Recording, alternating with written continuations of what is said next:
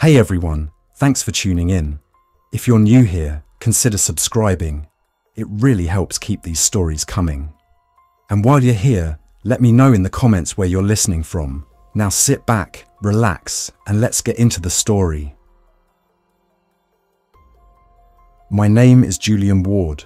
I live in Erie, Pennsylvania.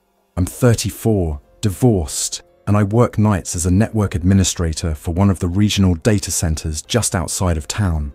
I guess I should have seen the signs earlier. There were power outages, weird service tickets from water treatment nodes, and local outages with no traceable origin. At the time, I blamed aging infrastructure, a few bugs in the SCADA systems. But tonight, everything fell apart.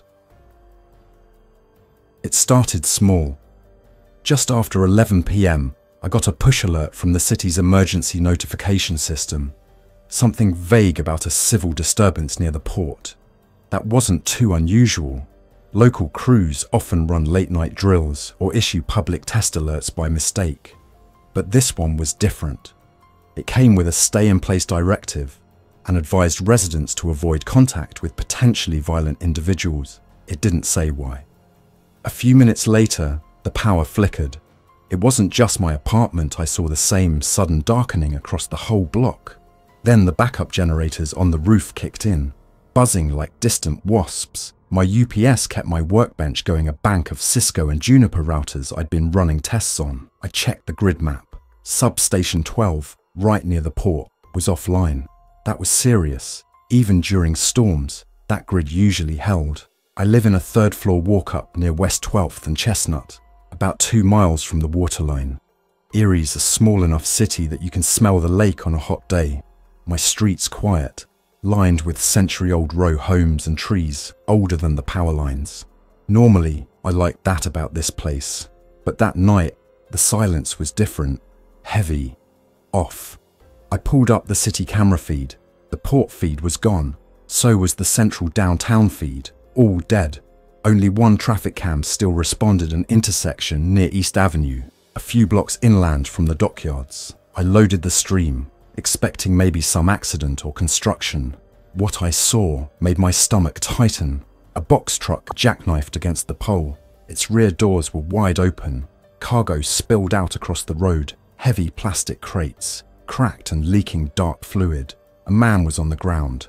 At first I thought he was injured, but he moved, crawled, actually awkwardly, like his limbs weren't working right. A second man staggered out of view, arms flailing. He lunged at someone else just before the feed cut to black. I stared at the screen, rebooted the stream. Nothing. It was 11:37 p.m. I texted Nicole, my ex-wife. She works nights at UPMC Hammett downtown. We've been on okay terms since the divorce, mostly because of our kid, Aiden. He's 8. We're supposed to be staying at her place tonight.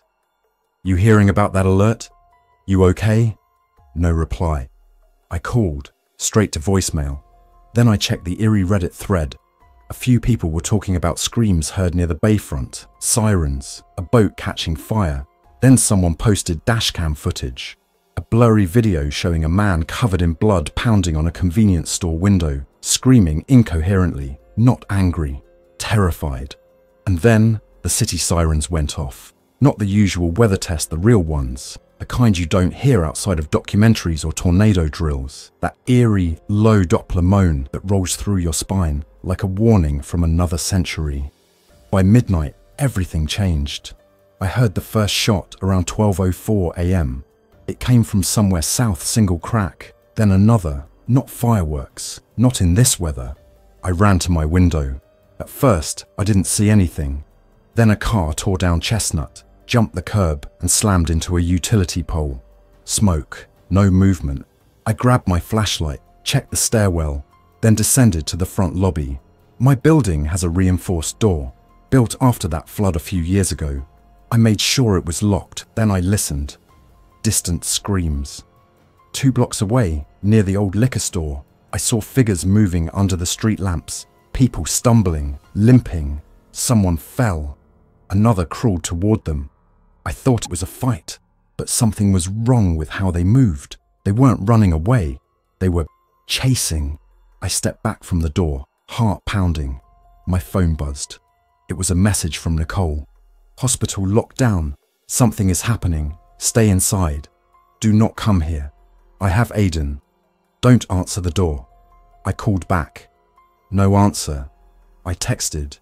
What do you mean something is happening? No reply. The power flickered again.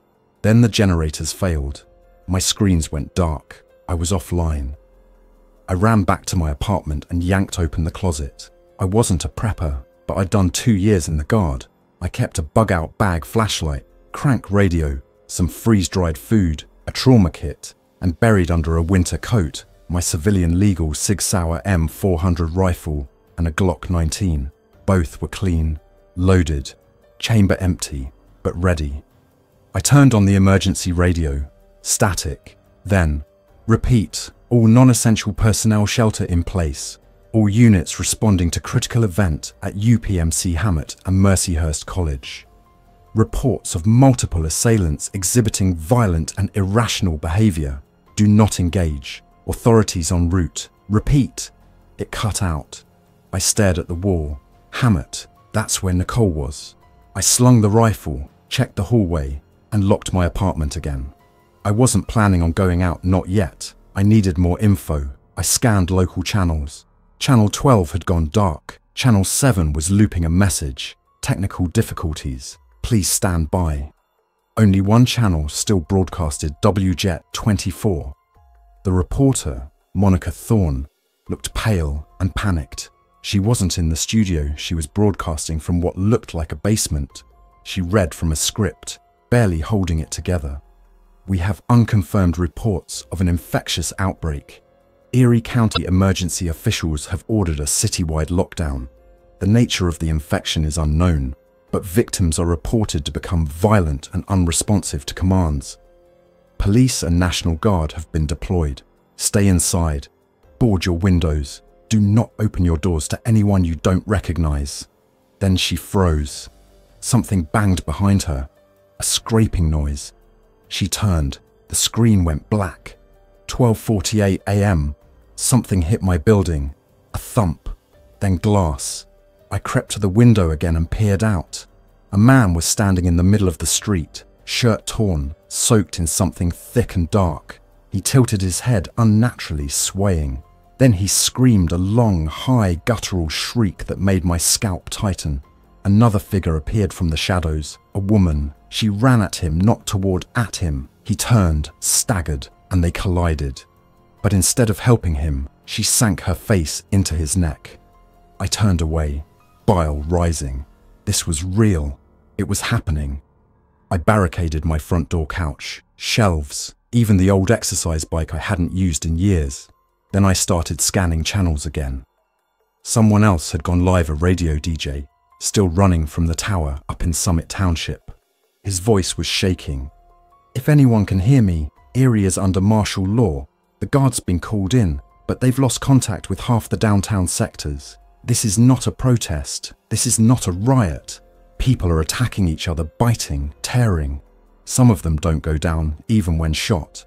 If you're in the city, stay hidden. If you're out of the city, do not come in. A pause. Then he added, and if you're still listening, your home may not be safe tonight. I sat in my living room, rifle across my lap, every shadow in the hallway looking like a threat. And then I heard footsteps above me. My upstairs neighbour, Mr. Connors, 72, retired firefighter. He lived alone, but these weren't his usual plodding steps. They were fast, erratic, then a crash. I heard wood splinter, then another crash. Something heavy fell. I grabbed my Glock, flashlight mounted underneath, and crept out into the stairwell. The third-floor door was cracked open, blood smeared on the knob. I backed up. Something moved behind it. Then I saw a figure lurch into the hall, arms twitching, mouth open too wide, teeth dark. Mr. Connors, or what was left of him. He saw me and ran, straight at me. I fired once, twice. He didn't stop. I hit him in the chest. He stumbled but kept coming. Only when I hit him in the head right between the eyes did he drop. Dead weight, just like that. I stood over him, heart pounding, the smell of blood thick in the air. That was the moment I knew this wasn't going away by morning, and I wasn't going to sleep tonight. Mr. Connors had been my neighbour for 5 years. We used to talk on Sundays. He once helped me fix a leaking radiator without asking for anything in return. Now his body was twisted on the landing. Half his face collapsed inward from the gunshot. His hands were bloodied not just from the fall, but from tearing. That wasn't a mugging or some late-night break-in. That was something else, something worse. I pulled back into my apartment, locking the door with trembling hands. My brain was running in circles, trying to stitch together a plan, trying to make sense of what was happening beyond the walls. I grabbed a notepad from my desk and started writing, partly to track what I'd seen, partly because something inside me needed to impose order. I noted the time of the initial sirens, the loss of power, the incident on the traffic cam, Mr. Connors, the shots. I was trained for network chaos, but this wasn't a server farm going dark. This was collapse, spreading in real time. The city didn't have the infrastructure to deal with this. We had a single trauma center, one medium-sized hospital, and a handful of clinics. The Erie County Sheriff's Department might have 100 deputies, if that. The National Guard detachment up at Fort Indiantown Gap was hours away by road, and there hadn't been any air traffic overhead. No choppers, no news drones, no medivacs. That meant no medics, no reinforcements. Whatever was happening, we were already cut off. I pulled up the old Kenwood ham radio I kept on my shelf. I tuned into the emergency frequencies again, hoping maybe someone else was broadcasting. After a few minutes of static, a voice came through, scratchy but clear. "Repeat. This is Captain McRae of the 28th Infantry Division.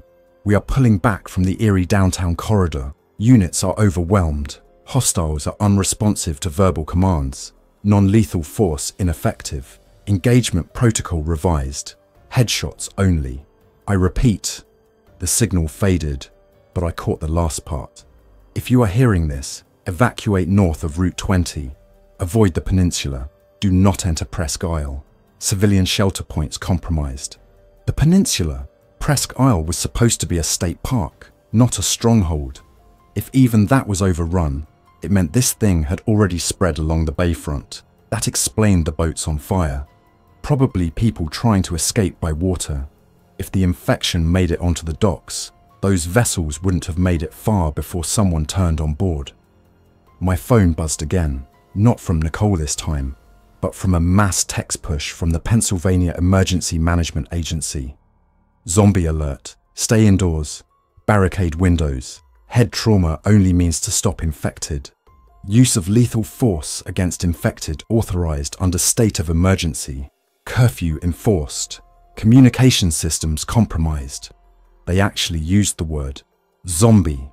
I read the alert 3 times just to be sure. This wasn't some movie. This wasn't viral marketing. They meant it. Someone high up had made the call to use the word. That meant the people in charge had stopped pretending this was just a riot or a sickness or an act of terrorism. It meant the rules were off the table.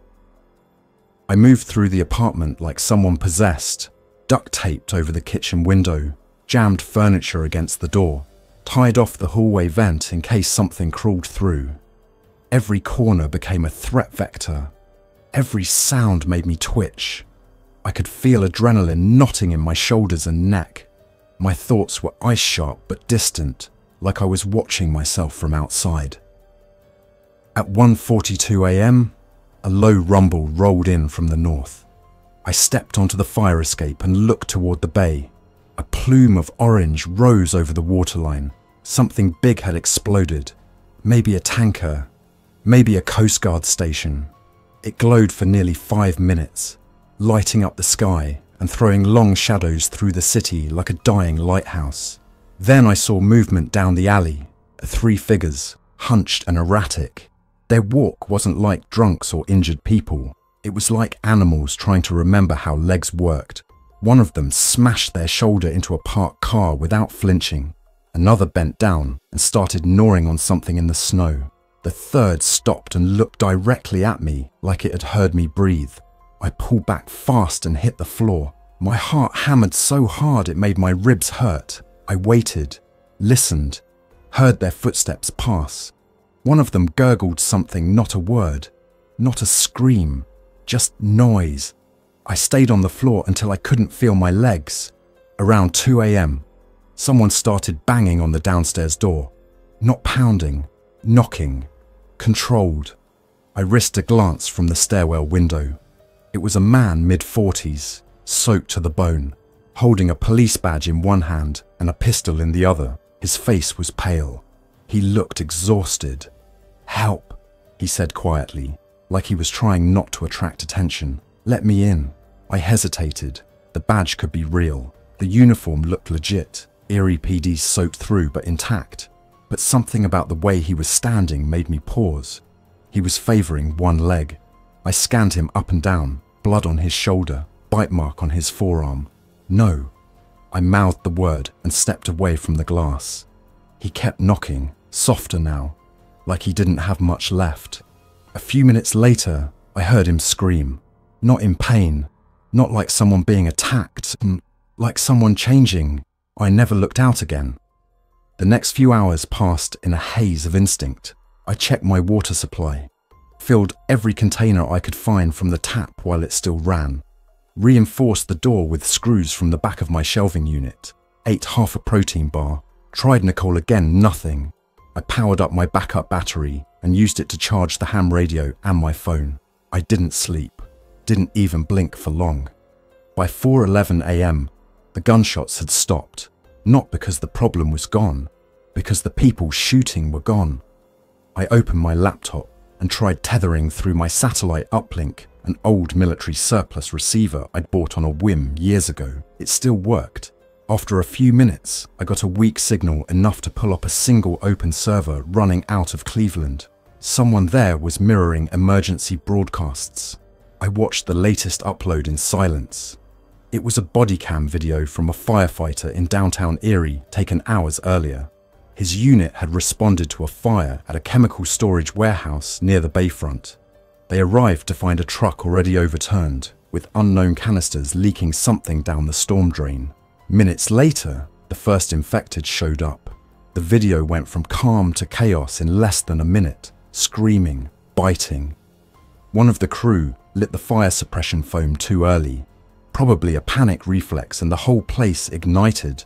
The final frame showed the crew retreating into the street, dragging one of their own, who was already missing half his jaw. There was no sound on that last part. Around 5 a.m., the sun began to rise. The infected didn't vanish. They didn't crawl back into the dark. They wandered, stumbled, hid in alleyways and behind wrecked vehicles. They weren't like the stories, not dumb, shambling things. These ones listened, they watched.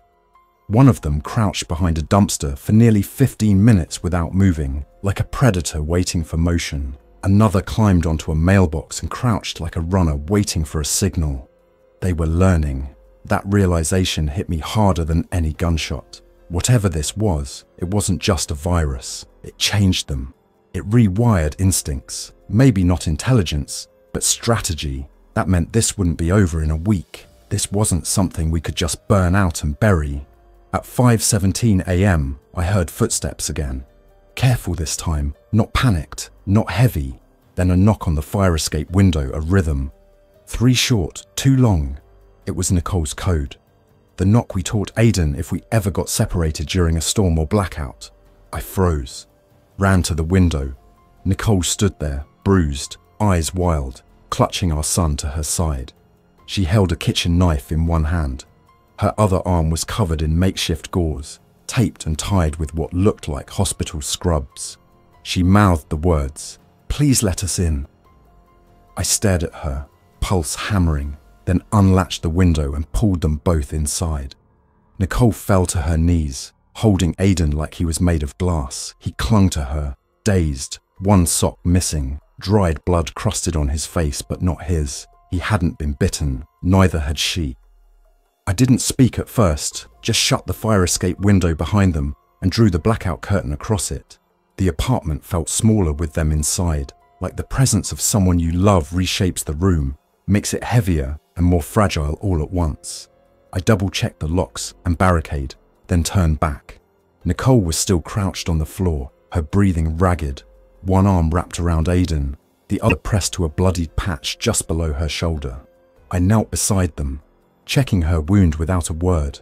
The gauze was a torn strip of hospital scrubs, tightly bound but already soaked through in places.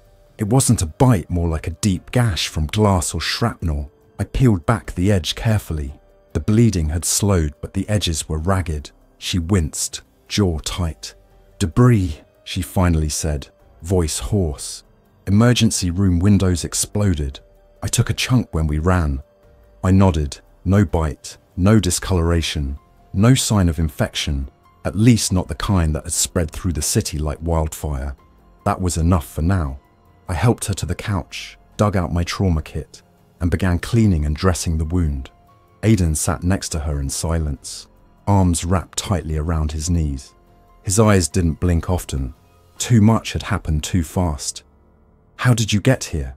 I finally asked. Nicole leaned her head back, eyes on the ceiling. "We sheltered in the basement at first. Hospital security tried to hold the line upstairs, but it didn't last long. There were patients already turning in the ER. Not feverish, just violent. One nurse said she watched a man sit up in triage 10 minutes after coding out. That's when I grabbed Aiden and ran. I kept working on the bandage, trying to keep my hands steady. We went through the underpass," she continued, "up along Peach Street. Most of the infected were downtown by then, clustered around anything with noise or movement. I stayed off the roads, cut through yards, climbed fences, got chased twice. I didn't stop until I saw your building." She looked over at me with red-rimmed eyes. "This city's gone, Julian." I already knew. The soundscape had changed. In those first hours, it was all sirens and screams and gunfire. But now, the city had quieted into something worse, a kind of dead static where the wind carried only distant crashes, broken glass, and the occasional unearthly shriek. The absence of engines, the lack of voices, it was the silence of collapse. I handed Nicole a bottle of water and a granola bar, then crouched beside Aiden. "Hey, buddy," I said softly, but his eyes didn't track to me. Nicole looked down at him, then at me. He hasn't said a word since we left the hospital. Shock, trauma. I didn't push him. I just nodded and sat beside them for a while. By sunrise, we were all still in that exact spot. No one had the strength to move. The next few hours passed in slow, methodical stretches. I rationed food, assigned tasks. Aiden sat in the corner drawing in a spiral notebook with a golf pencil, mostly shapes, buildings. Once, a figure with red hands and no face. Nicole slept in intervals, her body too exhausted to fight. I stayed up, scanning the radio, watching from the fire escape through a slit in the curtain. The infected didn't seem to tire. They moved in bursts, sometimes standing motionless for half an hour, then sprinting after motion like bloodhounds. One of them began slamming its head against a lamppost until its skull caved in. Another climbed the hood of a car and screamed until its vocal cords gave out.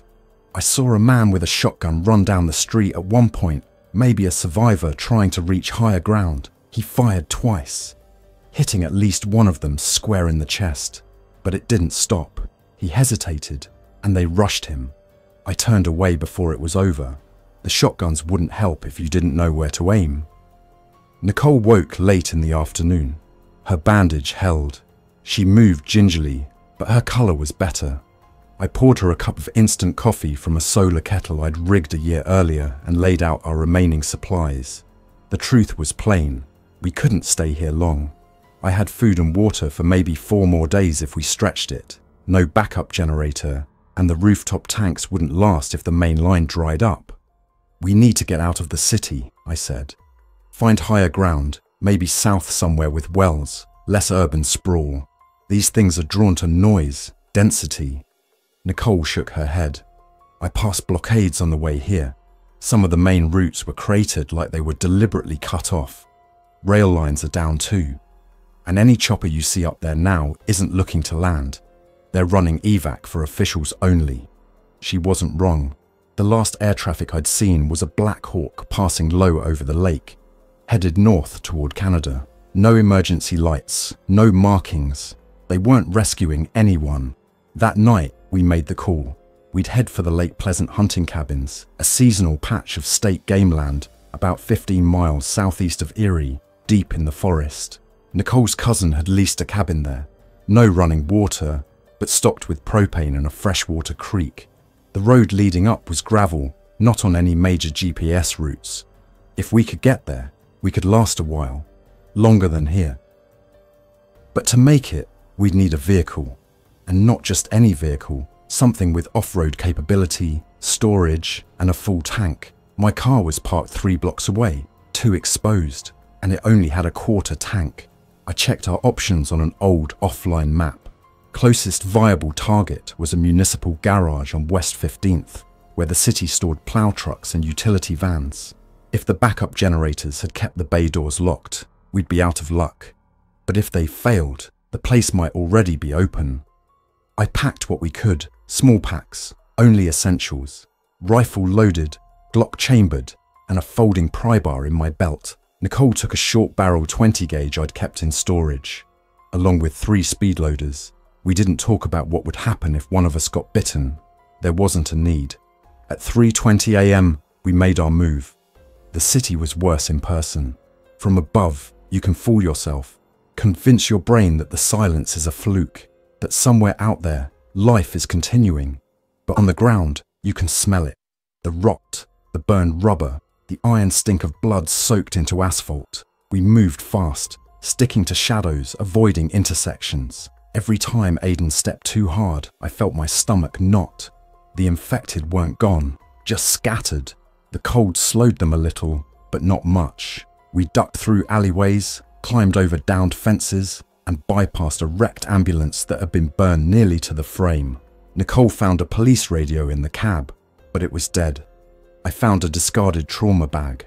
Most of the gear had been taken, but the morphine was still intact. I pocketed it. Didn't want to think about why we might need it. At 4:05 a.m., we reached the city garage. The bay doors were open. One of them was half crushed from the inside, like something had tried to ram out. No lights inside, just the smell of diesel and rubber. We crept in, checking each bay. Most of the vehicles were either stripped or disabled tires gone, hoods open. But in the rear corner, a green municipal truck still sat under a tarp. A late model Chevy Silverado with oversized winter tires and auxiliary fuel tanks. The keys were in the ignition. I didn't question it, just thanked whoever abandoned it and climbed in. Nicole got in beside me, Aiden in the back seat, wrapped in a fire blanket. I checked the fuel gauge, full. Backup canisters behind the cab. We started the engine and immediately heard the scream. They'd been sleeping in the garage, or waiting. 2 of them came out from behind the lifts, one missing an arm, the other dragging something that might have once been a wrench. I floored it. The truck surged forward, hitting one of them square in the chest. The impact knocked it under the wheels, but I didn't stop to look.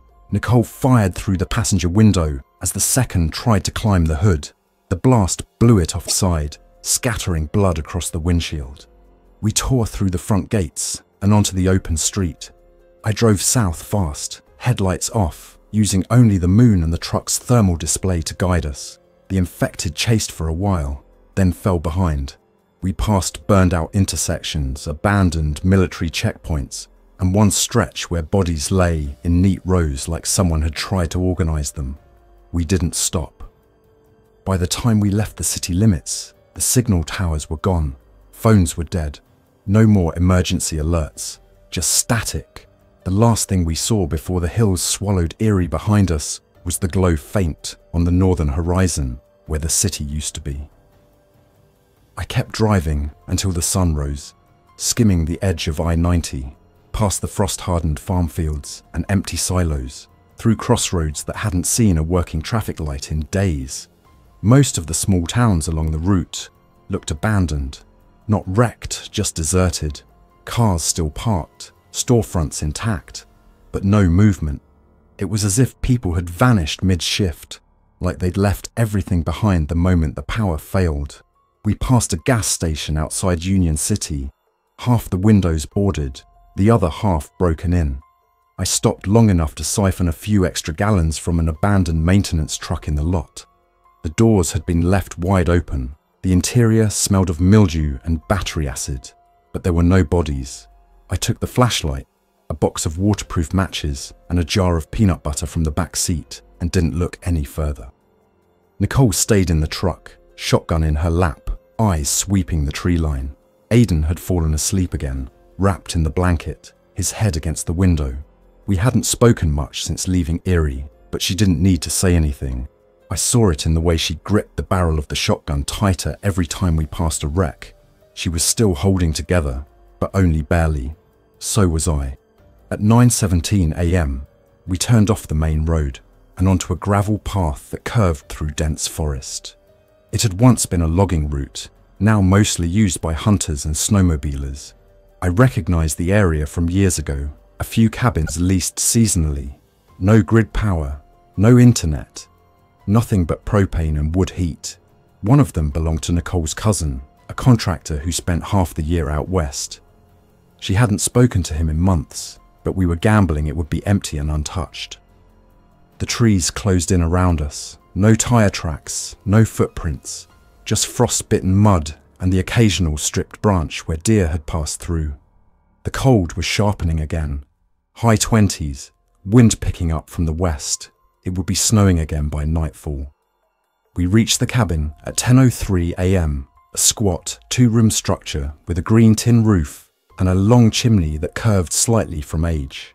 A shed stood off to the side, half buried in dead leaves. The door was locked, but the spare key was still in the fake rock under the stairs. I took that as a good sign. Either no one had made it here, or whoever wasn't infected. Inside was cold, but intact. A wood stove in the main room, old furniture, a rust-streaked sink with a hand pump well system, and a propane fridge that still worked after I opened the valve and checked the pressure. There were canned goods in the pantry, beans, chili, powdered milk. Some looked 10 years old, none of us cared. It was the first place that felt even remotely safe. We spent the rest of the day securing the perimeter. I laid tripwire with fishing line around the trail approach, rigged it with old aluminum pans to act as sound traps. Nicole stacked furniture against the windows and blacked them out with duct tape and contractor bags we found in the shed. The only light we allowed inside came from the fire, and a single flashlight under a red lens. By dusk, the wind was howling through the forest, and with it came something else. Voices. Not close, not speaking words, just sounds echoing faintly through the trees, rising and falling like animal cries. Some high and sharp, others slow, drawn out. I stepped outside to listen, rifle in hand, caught a flash of movement near the tree line, a shape, fast and low. Not a deer, not a person either. Too fast, too smooth. They were out there. Nicole joined me on the porch, eyes scanning the same tree line. They're following us. I nodded. Or moving through the woods on their own. Either way, we can't rely on isolation. She looked up at the stars, breath fogging. You think anyone else made it out? I didn't answer right away. I think people tried, I said. I think most didn't have time. No warning, no orders, no chance to organize. Just a few dozen minutes between normal and the end.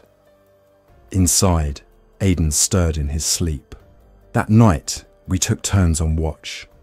3 days passed. We stayed in the cabin, rationing food and water, warming ourselves with wood, and staying silent whenever we heard movement outside. The infected didn't travel in mobs anymore, not out here. But they came in pairs, sometimes singles, always quiet, almost cautious, as if the wilderness dulled something in them or forced them into patience. I saw one climb a tree and sit there for an hour, motionless, as if it was waiting for something. Another circled the same patch of clearing 3 times before wandering off toward the creek. They had no smell of decay, no slack-jawed shuffle. They weren't rotting, they were changing. On the 4th morning, I found a trail of footprints in the snow, barefoot, deep set. They came up from the ravine to the south, passed within 10 feet of our cabin, then disappeared into the undergrowth near the shed. No sign of damage to the perimeter traps, just those prints. I followed them for 30 yards before they vanished in a scatter of leaves. Whatever it was had doubled back. I never heard it, never saw it, but it saw us. Nicole and I started keeping weapons within arm's reach at all times. I put a round in every chamber, wiped down the rifle daily, checked for rust. I cleaned the shotgun, rewrapped the med supplies, and drew out an evacuation plan, 2 fallback positions in case the cabin was breached, the creek path to the north, and a rocky bluff about a half-mile to the west, with a cave entrance just big enough for 3 people. I mapped every route, twice. On the 5th night, we heard the first human voice since the city. It came just after 11 p.m, a low call. Female, I thought, weak, not yelling for help, more like whispering. Calling a name. Jonah, Jonah, please. It came from the woods, about 20 yards off. Nicole froze mid-step. Aidan clung to her side. I stepped out onto the porch with my rifle. Again, Jonah, are you there? It was too steady, too even, no panic, no desperation, like it was being repeated. I raised the rifle's scope and scanned the trees. Then I saw her, a woman in a hospital gown, pale legs streaked with mud. Her arms hung limp, but her head turned slowly, sweeping back and forth as she moved. Her lips moved, but her voice never wavered in tone, like a recording on loop. Jonah, please come out, I'm cold. Nicole whispered behind me, it's not human anymore. I agreed. The woman stopped and stared at the cabin. From that distance, her eyes didn't look right, too wide, too reflective. Her mouth closed. She didn't move, just stared for a long minute. Then she opened her mouth again and spoke in a perfect male voice. Please come out, I need help. We stayed inside until morning. By the end of the first week, we knew the rules had changed. This wasn't the kind of outbreak you could contain. These weren't mindless corpses. They were evolving, adapting. They mimicked, they hid, they watched. Some of them stopped acting like humans altogether and began using the terrain, tracking sound patterns, circling in flanks. We saw one break open a deer carcass and lie inside it waiting. One night, Aidan whispered, "They know we're here." He wasn't wrong. On the 9th night, the tripwire triggered at 2:44 a.m. Nicole and I were up instantly. I had the rifle trained on the door. The sound of crunching snow echoed from outside, then silence. I opened the peephole. A boy stood on the porch. No more than 10 years old, pale, blank expression. Aidan gasped behind me. "That's the kid from the hospital." Nicole's hand flew to her mouth. It was him, one of the pediatric patients she'd cared for. But there was no recognition in his eyes, no emotion, just the slow, mechanical movement of his limbs. His hands pressed against the door, then his mouth opened. He didn't speak. He began knocking, 3 short, 2 long. Aidan's knock, the one we'd used, the one only our family knew. I didn't open the door. I never will. We lasted 18 days at the cabin before supplies became too low to justify staying. The forest wasn't empty anymore. The things that hunted us had figured out patience. They waited out the cold. They used mimicry. They stopped charging and started planning. On the morning of day 19, we left. Took the truck south into the national forest. Somewhere out there, maybe in the old mountain fire towers or along a dried up service road, there's a place where this thing hasn't reached, somewhere quiet, where the static hasn't drowned out the world yet. Maybe there's a convoy, maybe a signal, maybe someone else still broadcasting. Until then, we keep moving, because the cold won't stop them, and your home isn't safe tonight. No one's is. Thanks for listening. If you enjoyed this story, don't forget to like and subscribe. Your support keeps these creepypastas coming. Until next time, stay alert, stay safe, and never ignore the feeling that something is watching.